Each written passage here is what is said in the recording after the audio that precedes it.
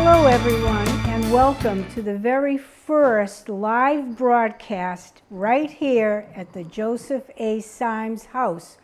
This is our open house, and we are the Manomet Village Common Incorporated. We oversee the house, and today is our open house. You are welcome to come down. This is Saturday, August 26th, and this is our open house, and I'm here to interview the president of the Manomet Village Common Inc., John Moody. Thanks, Karen. It's great to be here. Isn't it? It's taken us quite a while to get to this point, and we're so proud to oversee this wonderful, beautiful home, and the house is for Plymouth. Everyone in Plymouth is able to enjoy it. John, why don't you start by telling everyone some of the objectives, what we have, what we do, and what we'd like to see happen? Sure. The objective of Manomet Village Common is to really make available to the community, to Plymouth, to the residents of Manomet, a public use space. And we are sitting in one of the meeting rooms at the Symes house. We call this room the parlor just because of the furnishings in this particular room. And we have 3 other rooms, and all of these rooms are available for town boards and committees to meet at no charge. And they are also available for nonprofit organizations and for really any other organization or business who wants to conduct a meeting in one of these.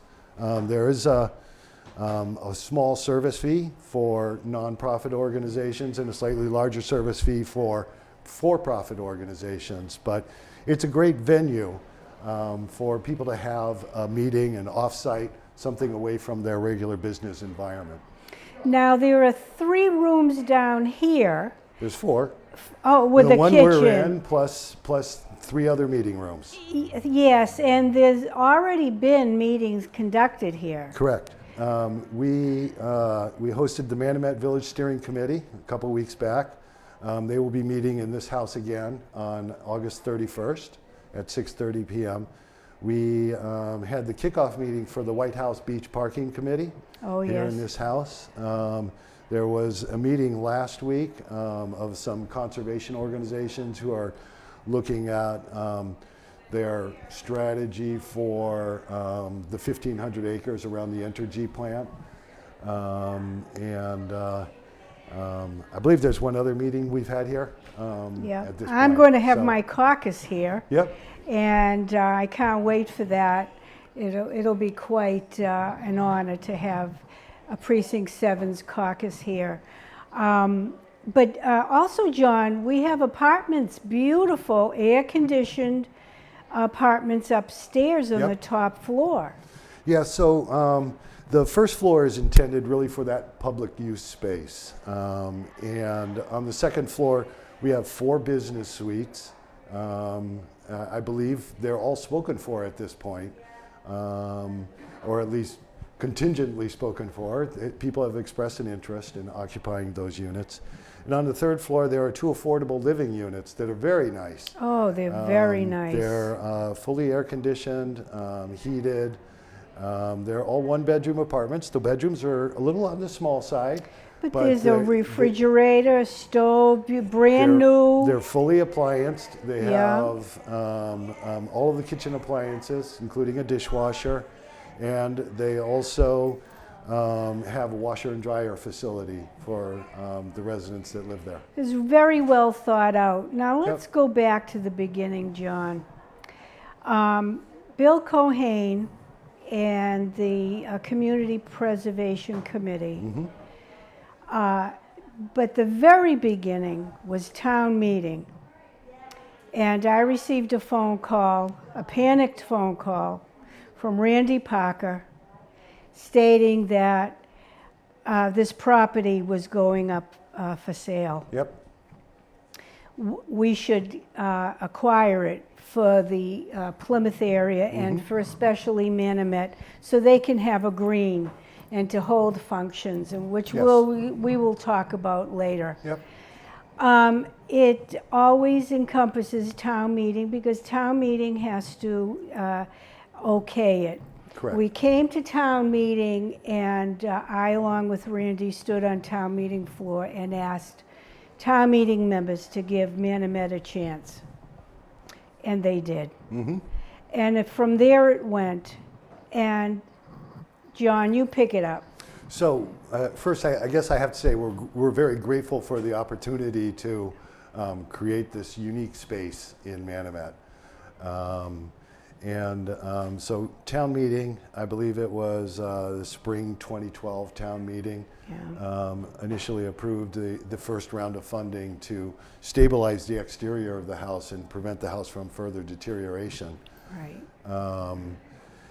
And so after that first round, the house was handed over to the former Symes House Foundation, which was responsible for doing the interior renovations, raising the funds, and doing the interior renovations. They weren't able to, and that was a pretty heavy lift for any organization. They weren't able to really pull together the funding and make that a viable opportunity. So at the end of the day, the town needed to take the property back in order to move the project forward. The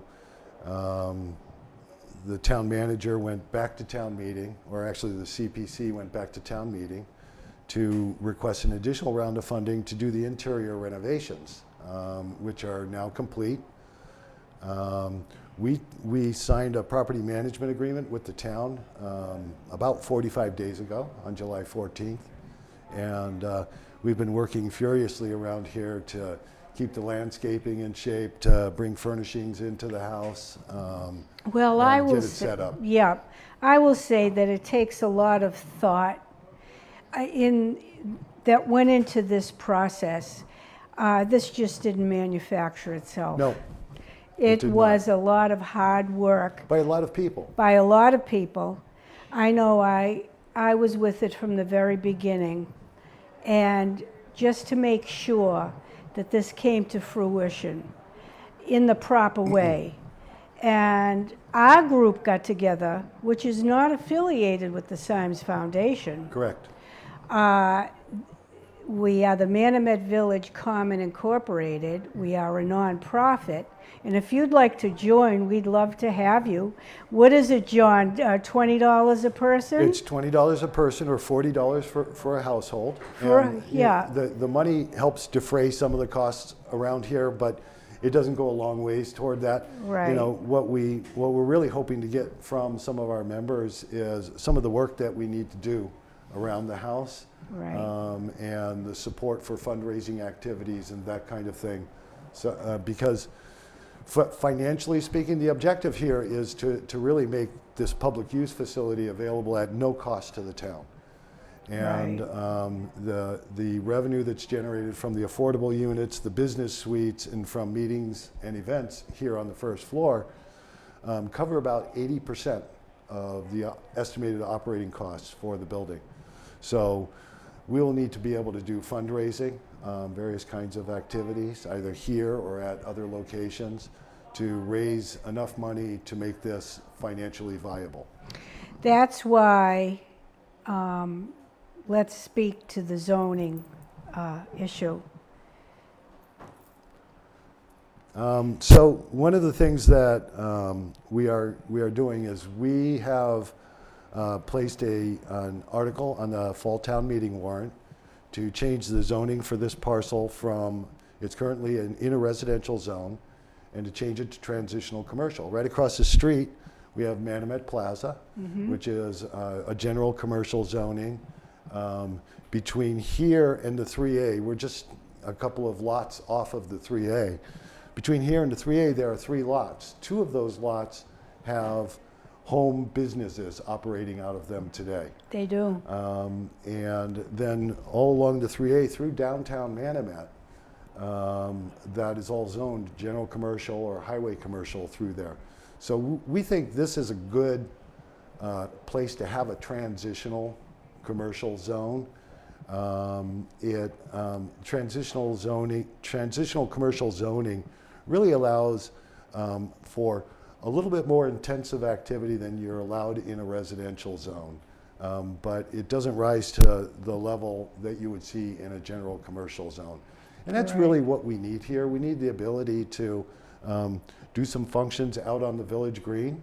We have a very nice grass space out there. I think it's probably almost 3/4 of an acre. Well, we'd like to conduct family events. Like a fall family picnic. Or a That wedding. we've talked about before. You know, Yep. a smaller venue. But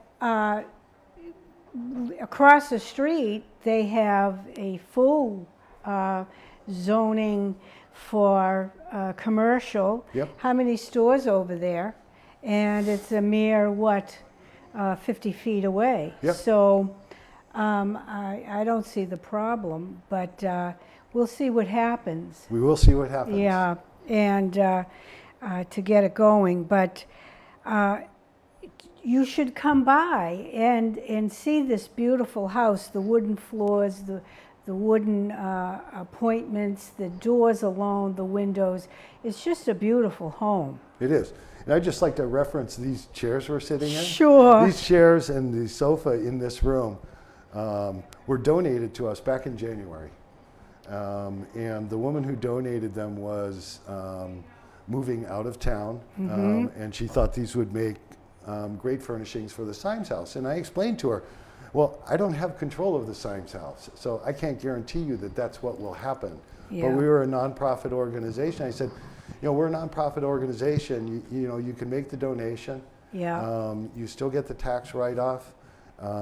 If we end up getting the contract for the Symes house, I will make sure that these furnishings are placed in the Symes house. And so here we are in the Symes house, sitting in Martha Salvucci's chairs. And I really appreciate the donation. God love her. And what I say is that you work as the president, and Irene works very hard too. We all try to.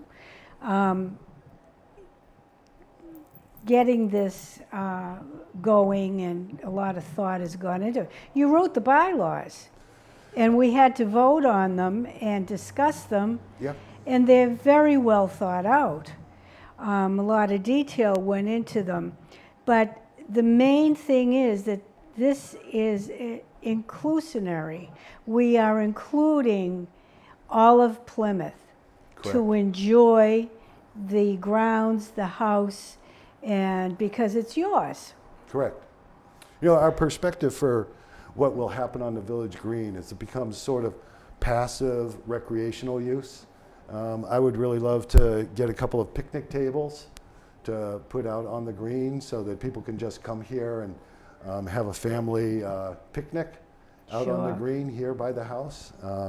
So that's really what we're trying to create is a public use space where people can bring their families, where organizations can meet and sort of plan the future of Manomet.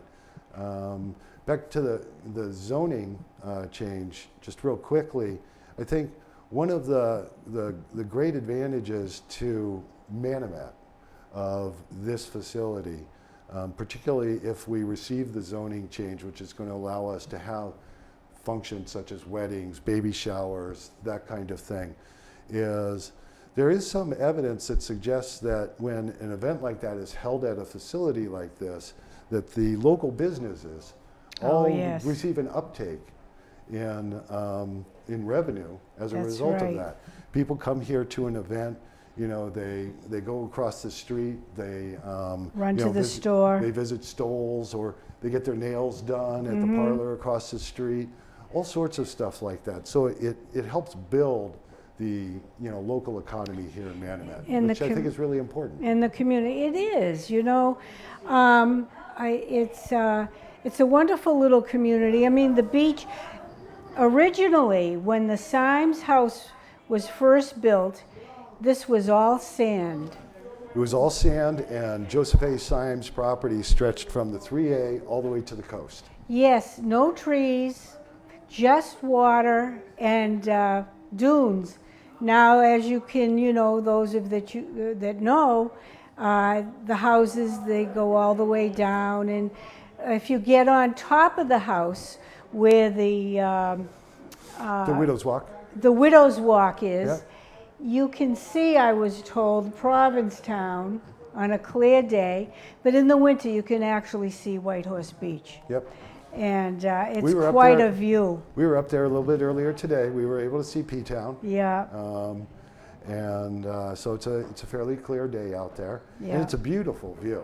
It really is. There really is no place in Manomet that you can see as much of Manomet as you can see from the top of this house. Well, he was an entrepreneur, and a wife and children, and he had maids, and he took very good care of his help. Mm-hmm. They were like family to him, and some of his relatives now live in Vermont and across the country.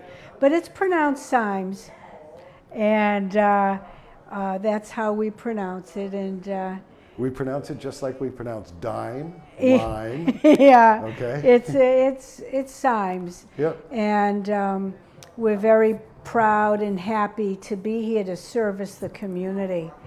And we have a board of directors. Mm-hmm. I happen to be the clerk. I'm not a director, but I happen to be the clerk for the Manomet Village Incorporated, and you are the president.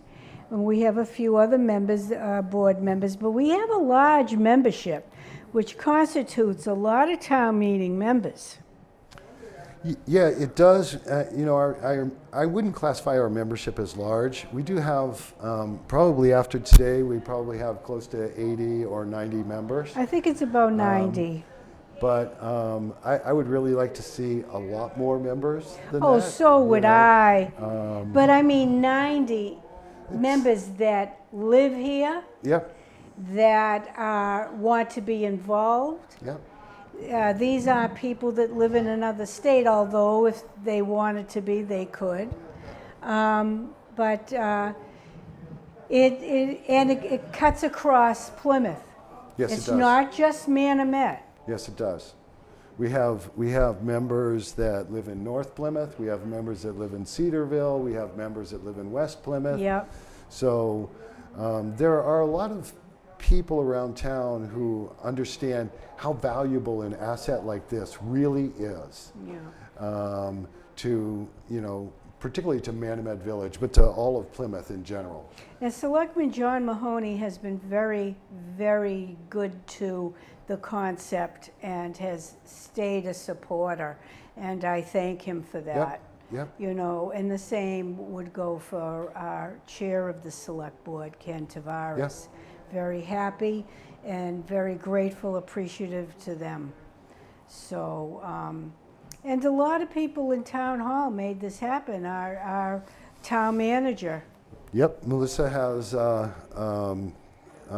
really sort of kept the fire under the pot, if you will, Yeah. to get this to happen. She had certain criteria. She had certain and you criteria. had to meet it. I mean, this Yep. was not easy. No, it wasn't. So- It wasn't, and it wasn't easy qualifying to be the property manager here either. Right. You'll recall that we had quite a task before us to do that. We needed to prepare a business plan. We needed to explain what we were going to do in the house. We needed to come up with estimated financials. How much revenue do we think we can generate? What do we think the expenses are going to be? Right. And pulling all that together into a package and submitting it to the town so that they could evaluate it and go, yeah, this looks like this could work. Yeah. And I'm actually quite proud of what we put forth. Unfortunately, there wasn't a competing bid. It would have been really nice to see how that bid measured up with, competition. But they still could have said no, John. They still could have said no, absolutely. And the town would have kept it. But we, as a resident, I didn't want to see that happen. Yep. I want the town to get something for this. Yep. And you have plans of paying back the town. So there was, in the RFP that we completed, there was no requirement that we make any payments to the town of any sort. Right. That it was primarily our responsibility to manage the property, to pay all of the bills, and to make sure that the property remains properly maintained. In our financial statements, while it was really challenging for us to say that we would make payments to the town from day one, because today we have no revenue coming in at all except for membership fees and donations from generous people around town who have made some substantial donations to David us. Gallerani being one of those people, and it was just wonderful of him to do that. But I think that we're waiting for a occupancy permit, John? We are. There are just a couple of small items around the house that really need to be taken care of before the building inspector will sign off on an occupancy permit. Some of them have to do with some of the doorknobs not being ADA compliant. Really? Yes, and some of the other issues have to do with the parking lot out back. Striping and the striping of the parking lot and ensuring that the handicap spaces are in the appropriate location.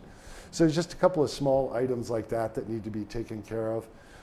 But we hope that we'll have that occupancy permit in a couple of weeks. I know just this past week, they put the provisional stripes on the parking lot, and I believe that the building inspector has signed off on the measurements for that. So we're making progress. We'll get there. Well, you always said, John, between now and fall was going to be a little bumpy because of waiting for these permits to come through. Correct. And the housing authority too, how is that coming along? So I'm currently working on, so there's a couple of things that have to happen with respect to the affordable units. I'm currently working on the local initiative program application to the state to make sure that the affordable units go into Plymouth's inventory of affordable units. And once we have that completed, then we'll need to put the affordable housing units up for lottery. We will probably be using the Plymouth Redevelopment Authority to do that. Yes. They have been doing quite a few affordable housing auctions recently, so I'm really comfortable working with them. How often do they meet, John? The Redevelopment Authority, I think they have monthly meetings, but I could be wrong. I could be wrong. It should be weekly. I don't know that they, I don't know that they have that much business that would keep them busy on a weekly basis. Yeah. But, even the finance committee, if we're not ramping up to a town meeting, we meet on a monthly basis. Yes, but that's, for those of you who don't know or think that John looks familiar, John was the chairman of the Finance and Advisory Board for a very long time and stepped off. Harry Salerno now is chair of the Finance Committee, but John, you still remain on the Finance. Thank goodness. Yeah, I have one more year in my term. Yeah. I haven't, sort of depending on, how much work this is going to require is going to determine whether or not I seek another term. I've been on the Finance Committee since 2006. It's a long time. I was the chair for almost 5 years. That's a long time. To be chair, And but you did such a good job, John. Thank you. That's why you're president of the Manomet Village Common Inc. I think so. Because of your grasp of finances and your common sense was needed, and I thank you for it. You're welcome. Yeah, so, and we'll get there. We got to grow the, the membership. Which brings me to PAC TV. They were wonderful. Now, Ken, my husband, people know Kenny Bukes. He is the director. He is directing this today. Excuse me. But we have PAC TV 2 here today, and I want to thank them from the bottom of our hearts because this is a Saturday. Yep. They don't work on Saturdays, but they felt that this was important enough to do it, and I thank them all, and I thank PAC TV from the bottom of my heart. And that's another venue that you should send your children to. They'll learn a lot. You could go to Channel 7 and you would learn the same thing. Their equipment is multi-million-dollar worth. Yep. And I'm really excited to have PAC TV here today because I think this really illustrates for folks in town, particularly some of the members and the chairs of our town committees and boards, the capability we have here at the Symes House, which is yes. the ability to broadcast, or at least to tape, your government meeting here at the Symes House. Right. And I think it's really important for people to understand that capability because sometimes I have been involved in numerous conversations where people opt not to go to a particular place to have a government meeting. Because it's too far away, they think. It's too far away. It doesn't have access for taping or for broadcasting. Right. And so that's why I'm really excited that PAC TV is here with us today. Well, John, when I first started out, the cameras were this big. Yep. Now they're about this big. And even though there's a lot of equipment here today, what's in this little box used to fill a room. Yep. And it's come a long way, but the talent at PAC TV is phenomenal. And you're right. If the selectmen wanted to, they could hold a meeting here. That's correct. And PAC TV would come in for that. It would not be a independent producer. Right. It would be PAC TV themselves would come in and film a government meeting. Yep. And I think the selectmen are open to that. I hope they are. No, they said, Ken Yeah. Tavares has said that. They are open to it. We would love to have them down here. Yeah. And I know they've been trying to, have meetings in various locations around town just to sort of, if you will, meet and greet people in various parts of the town who don't normally make it to selectmen meetings at Town Hall. I think the Rotary should come in and hold a meeting here, or, Steve Trifoletti, his, what's the name of his? BNI. BNI. Yep. They should have a coffee here. I mean, it's a beautiful home to hold something like that in. Yep. And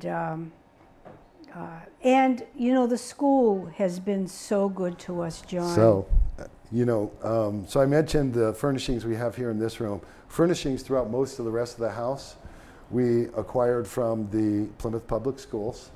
They were furnishings that were going to be cast off as a part of the transition for Plymouth South High School. Some of them are a little bit wobbly and need a little bit of work to get them up to standard, but the donations from the Plymouth Public Schools of those furnishings have really made it easy for us to populate the house with furnishings that allow us to have the meetings that we've had here already. Right, and there's been some talk, I mean, we haven't discussed it yet, that the Plymouth Public Schools would like to partner with us in regards to catering and things of Yep. that nature. That has to be discussed. But Gary Maestas could not have been more kind, more wonderful to Yep. us. Gary actually showed up the day we were moving this furniture, which was 2 days before they ran the bulldozers through the center of Plymouth South High School, the old Plymouth South High School. Yeah. He showed up and helped us, load the furnishings into a truck. That's Gary. And it's like, it's just amazing, how one wouldn't normally expect to see the superintendent of schools out there sweating and shoving furniture around. Well, he don't came expect from to the see it. bottom up, Yep. John. He understands what it takes. I've heard Gary's story, and he appreciates every day. And Yep. he is the perfect superintendent of schools I think we've ever had. Not to put anybody, there's been wonderful superintendents, but Gary, Yep. irreplaceable. Yep, he is. So I'm very happy we have more chairs and tables and Then we know what to do with. yeah, it was really fun. And the police, I guess, conducted operations in the school, you know, and they, before it was. Just before we went in to get furniture, Yeah. and you could see that Training facility. Yeah, you could see that the police tactical forces. Yes. They're ready to go. Yeah. They are It definitely was quite ready to something go. to see. Yep. But bottom of our hearts, we thank you, Gary Maestas, for everything you've done.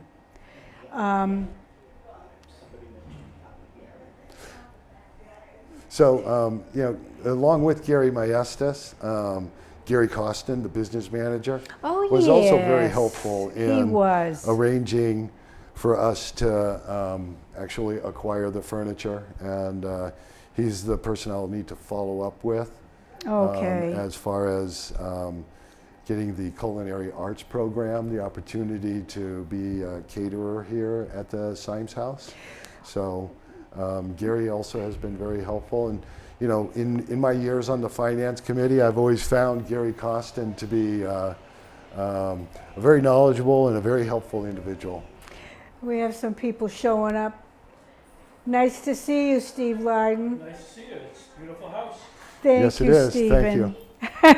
I have no idea how far we've gotten into this program. 28 minutes left. 28 minutes left. Wow. So why don't you tell the people a little bit about bylaws, what it encompasses? So our bylaws really define how we will operate as an organization. They set forth the objectives of the organization. So what we tried to do in creating the bylaws was to make sure that there's an ongoing churn of talent within the organization. So you mentioned that you're the clerk and I'm the president, and what the bylaws require is that we elect a new president, a new treasurer, and a new clerk on an annual basis from among the membership. Which is coming up. Which is coming up. September 8th is going to be our annual membership meeting. September 8th is the annual membership meeting right here. Correct. What right here at the time? Symes House at 6:30. 6:30. And we will be making some minor changes to the bylaws at that time, assuming the membership agrees to the changes that the board has put forth. Sure. As well, we will be electing a new president, treasurer, and clerk, and 3 new directors. Unfortunately, we've lost 2 directors over the past year from our original organization. Both for personal reasons, not because there's any sort of disagreement within the organization. They both had personal issues that they needed to address, and they needed the space away from Manomet Village Common Board to really be able to do that. Right. Matter of fact, they resigned from a number of things, but because it's personal. Correct. And they couldn't do it. But they'd well, be you know, sorely missed. That's the disease that a lot of us have. You know, those of us who get engaged in community affairs, a lot of times we sign up for a lot of stuff. And if something personal happens in our lives, like, for instance, somebody might get sick, you know, who's a part of our family or something like that, we have to pull back. And that happens to, you know, those of us who do this on a pretty regular basis, I think. Well, a selectman asked about 2 weeks ago, why is it always the same people that do the heavy lifting? Because nobody else is stepping up, and I'd love to see some people, new people. And we have, in town meeting, there are a number of new people that have come in. I think our youngest is 18 or 19. Yep. Steve Strya's son stepped in. Yep. And I love to see that. And we need more of that. And we have a new member in Precinct 7. Oh, yes. Nathan. Yes. Nate Siegel. Siegel. Nate Siegel. Yep. And his wife is part of the charter committee now. Beth. Yep. And it's nice to see those Young things people happen. getting involved. Yep. And you know, one of the interesting things about an organization like Manomet Village Common is, you know, because we're not really a government organization, but we're a community organization. We have the opportunity to pull new blood in to that community service arena. You know, as we get new members, as people participate in some of the functions that we plan to have here at the Symes House, they may want to get involved more deeply with what we're doing here, and that potentially can lead to them being more involved in the community in general. Well, it has to, I'd like to see it more fun. I understand one of the selectmen would like to put a Ferris wheel down on Whitehorse Beach, but I'm not sure that's going to happen. Yeah. So I know it's a lot. I know you've been out here mowing the lawn. Yep. And we'll be out here shoveling. And whatever it takes, right, John? That's my philosophy. And I really don't impose my philosophy on anybody else, but my philosophy, I mean, you know, we were talking earlier about the challenges we have in the first couple of months. So some of those challenges, or most of those challenges, revolve around money. We just really don't have the money to do the things that we know we need to, we know that we should do. For instance, hiring a landscaping company to do the landscaping here at the Symes House. We have 3/4 of an acre of lawn out there. And from my perspective, it would be imprudent for us to hire a landscaping contractor at this point in time, because I don't know that I'm going to have the money to pay them. So I get out here. You have able-bodied people to help. Right. So I get out here with my lawnmower once a week, and I spend the 3 hours it takes to mow the lawn and edge it, and you know, try to keep the place looking as good as we can until we do have the revenue where we can hire a professional company that can come in and take care of that. I'd love to see some hydrangeas line the whole house. If anybody'd like to donate that next spring, I'll accept it. But we work hard, and our meeting is coming up, and I hope that you remain as president. You've done such a wonderful job. I hope I remain as president too. You know, one of the reasons I stayed chairman of the finance committee for so long was because, well, first I think it's really challenging for somebody to come in and lead an organization for a year and actually achieve anything noteworthy.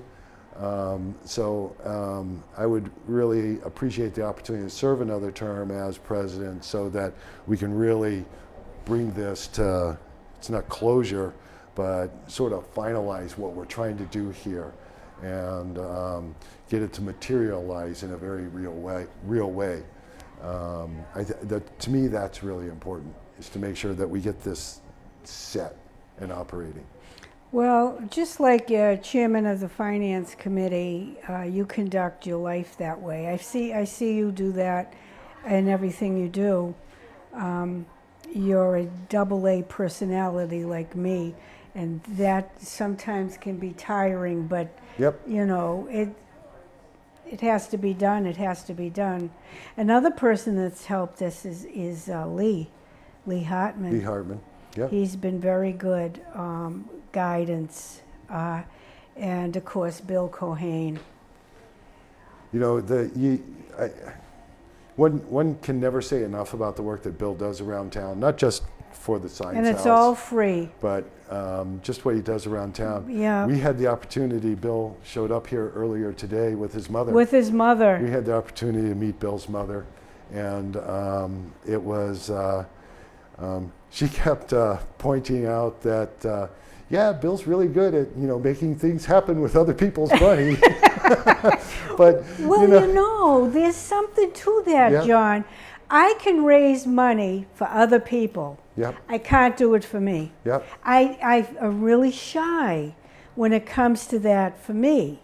But for other things, I'm real good at that. Yeah. because, you know, it has to be worthy. Right. So it's not easy. Nothing is easy. But we have a great group.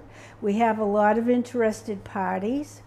And I hope we have a big turnout for our annual Correct. meeting. And you know, if you're not a member of Manomet Village Common, you should show up at our September 8th meeting at 6:30. That's a Friday. We're going to meet here at the Symes House, 29 Manomet Point Road. And if you're not a member, come on by, sign up. If you sign up before the meeting, you actually get to vote. You get to vote. Okay, so. Yeah, I know. It's, Oh, sign up and pay your dues. Oh. You have to pay your dues also. you know, which is nominal, John. It's we kept it nominal nominal Yep. on purpose. Yep. So people Because can we want, it's not intended to be an exclusive club.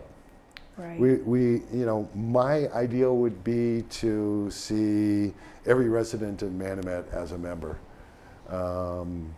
You know, it's not necessary, but that would be my ideal vision. Yeah. Because this really is Manomet's house. We make the joke, you know, some people have referred to this as the Manomet Mansion, but I call it the Manomet House. It's a This home. this is really the place for Manomet to conduct its business, to conduct its social affairs, and I'm really looking forward to the opportunity to try to create that here. I think back in the day, if given the chance, this could have been like the town hall. If Manomet were a separate town. If yes, Manomet was a separate town. Yeah, which I've heard at times Yeah. in my 45 years here. Yep. This would make an ideal town hall for a small town like Yeah. Manomet. I'm not sure how you pay the bills, Yeah. but it would be a good place to have a town hall. I mean, it's centrally located right here in downtown Manomet. Downtown Manomet. Doesn't that sound funny? It does sound funny. But, you know, there is a downtown to Manomet. Well, yeah, and it's homey. You know, I love all the villages in Plymouth. Mm-hmm. They're unique. They have their own blessings. But Manomet, I just love it. We have the ocean, Yep. beautiful beach, flowers everywhere. And the attitude is, let's keep it this way. And, you know, the little businesses that are here, Yep. they really cater to the community. And they don't go in and out of business like another section might. Yep. They stay and they flourish. And we have Geller's. The Geller's ice cream and the best hot dogs around. Mm-hmm. You know, we're a unique little community. And John, I have, this hasn't come up yet, but are we going to have a Christmas family fair on the lawn this year? We do it every year anyway. So last Christmas, we had the tree lighting at the Manomet Fire Station. Right. Because the Symes House property was fenced off because Yeah. of the construction that was taking place here. We intend to bring that back to the Symes House this coming winter. We don't have a tree yet, but we will find a tree. We will get a tree. And we will find an appropriate place to put the tree here on Manomet Village Common. Yeah. And hopefully we will have that tree lighting here for many years to come. Right. You know, a lot of people have so wished for that, so wished for Manomet to have a green. They felt it was important. Yep. And since the first time I moved here, that's what they talked about. If we only had a green. They don't need to talk about it anymore because it's here. It's here. Yep. And by the way, we're conducting a silent auction on the front porch with some really neat stuff. Yes. So come on by and introduce yourselves. I met Mr. Azadorian for the first time today. He came in. Yes, I had a conversation with him as well as I toured him around the house. The Manomet, what's it called? It's the Idlewild Beach Association. Idlewild Beach Association, Save Our Stairs. Yep. Yeah, you see that every year, and they've done such a fabulous job. Of course, I would get a heart attack. I used to do it years ago, Going up and down the John. stairs, yeah. Going down was fine. I think there were 99 or 100 stairs. Yep. Coming up, unbelievable. But I can't do it anymore. Now they've built little platforms where you can Right. sit and rest. But beautiful beach, beautiful. Absolutely. So that's Manomet, you know. But like I said, all the villages have their uniqueness. Yep, they do. North Plymouth, West, love it all. Downtown today, they're having their waterfront festival. Yes, they are. The Chamber is conducting that, and the Plymouth Area Chamber, which does great work. They do. They do. And speaking of the chamber, Yes, John. you know, one of the things that we talked about many months ago, it was actually a suggestion from June Gillette, who is Carrie Gillette's mother-in-law. Carrie is the admin for the finance committee. Yes, I know her well. June had suggested that we get a lobster Sure. and become part of the lobster crawl. Wouldn't that be wonderful, John? It would be wonderful to have a lobster right out here in front of the Yeah. Symes house and to make it a stop on the Plymouth Lobster Crawl. Well, So yeah. we're working toward that end, and hopefully we'll have one here Yeah. next lobster crawl season, you know, in Yeah. the spring and the summer of next year. Right up close to the house. Yep. And it'll be wonderful. I know the chamber would like to come into Manomet, so we'll see. We'll make that happen. And so to become a member is $20. A family membership is $40, although people have given much more. Yeah, there are some large families in town that have paid the individual membership for, you know, everybody in their family. Okay? Yes. And that's greatly appreciated. I mean, Yeah. at the time, our individual dues were $10. We were a startup organization when we first started. It was like $10. We didn't really offer anything except that we're going to try to get the property management agreement for the Symes house. That's what we offered our members when we first organized. Yeah.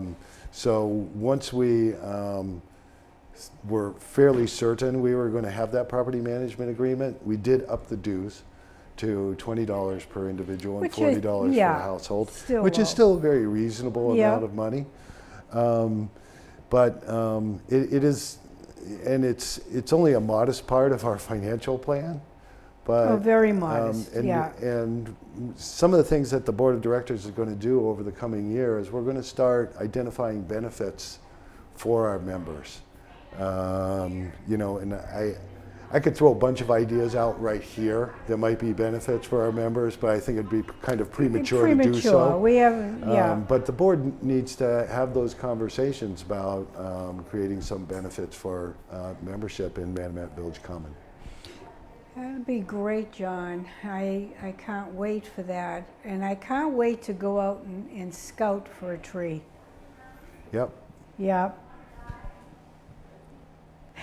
They're holding up their hands. Why are they holding up their 10 hands? minutes.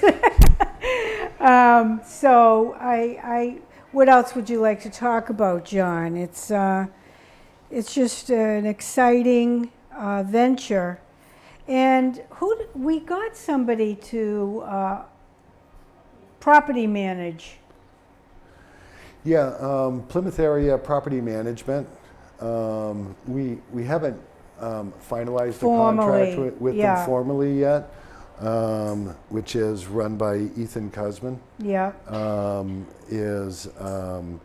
Has agreed to, you know, manage the property and be available to respond to any sort of emergency situations. Mm-hmm. You know, again, that's a situation where, yeah, I could put a contract in place, how am I going to pay on that contract is what becomes the more challenging question, until I really have a revenue stream coming in, or we have a revenue stream coming in from the business leases and the affordable apartments on the third floor.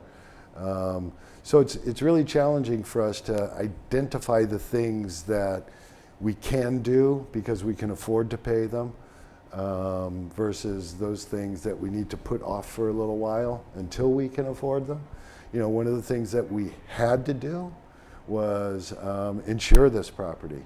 Talk about that a little bit. The insurance involves not just insuring the property itself, the physical structure, but also liability insurance.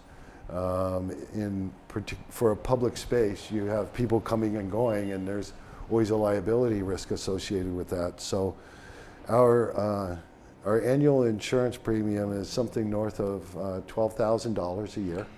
Yes, I told Dick Quintal that, and his eyes just bonged out of his head. It was a little higher than I expected, but not a lot higher. The really tough one is the liability insurance and the limits that the town requires. We had to be insured for up to a $5 million loss from a liability perspective, which might be a little high, but it's not an unreasonable ask. So that's probably, for us, that's the most imperative thing to be paying for at this point in time. Yeah. We made an initial down payment out of cash we had on reserve, from donations and fundraising events we've conducted over the past year, as well as membership dues. And today we're sort of operating hand to mouth, covering that. We get out there, we find a way to raise several $100s, so that we can afford next month's premium. So it's challenging for us until we actually get the rooms. That's what I out. was going to say. Until we get this place occupied and get the zoning changed, will we be on an even flow? Correct. Yeah, so that's important. Until then, and that would have happened for anybody. Yep. It was either that or the money spent for this house would have gone for naught. Right. It would have been wasted. So we're trying to make it happen so the town won't lose money. So here's the really important thing. So the money that the town spent to renovate this house and to put it back into use is a sunk cost. From a financial perspective, I wouldn't expect to ever see the town get any of that money back. Not really.